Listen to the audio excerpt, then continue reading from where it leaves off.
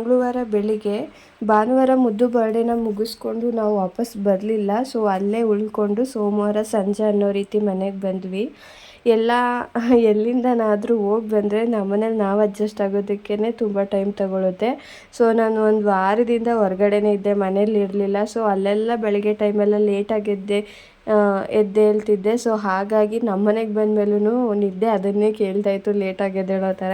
So ಇವತ್ತು ಹಾಗಾಗಿ ಸ್ವಲ್ಪ ಲೇಟಾಗೇ ಎದ್ದು ಮಾರ್ನಿಂಗ್ ಡ್ರಿಂಕ್ ಎಲ್ಲ ಮುಗಿಸ್ಕೊಂಡು ಇನ್ನೂ ಟೈಮ್ ಆಗಿದ್ದರಿಂದ ತಿಂಡಿಗೆ ಬಂದು ಉಪ್ಪಿಟ್ಟನ್ನ ಮಾಡ್ಕೊತಾ ಇದ್ದೀನಿ. ಒಂದು ಸ್ವಲ್ಪ ರವೆನ ಎಕ್ಸ್ಟ್ರಾ ಹುರಿದ್ಬಿಟ್ಟಿದ್ದೆ, ಅದನ್ನು ಹಾಗೆ ಫ್ರಿಜ್ಗೆ ಎತ್ತಿಡಬೇಕಲ್ಲ ಅನ್ನೋ ಕಾರಣಕ್ಕೋಸ್ಕರ ಉಪ್ಪಿಟ್ಟಲ್ವ ಹೇಗಿದ್ರು ಜೊತೆ ಕೇಸರಿ ಬಾತ್ ಮಾಡ್ಕೊಳ್ಳೋಣ ಅಂತ ಅಂದ್ಬಿಟ್ಟು ಮಾಡ್ಕೊತಾ ಇದ್ದೀನಿ. ಸುನಿಗೆ ಸ್ವೀಟ್ ಅಂದರೆ ಸ್ವಲ್ಪ ಜಾಸ್ತಿ ಇಷ್ಟ. ಸೊ ಹಾಗಾಗಿ ಸ್ವೀಟೆಲ್ಲ ಏನಾದರೂ ಟ್ರೈ ಮಾಡ್ತಾ ಇರ್ತೀನಿ.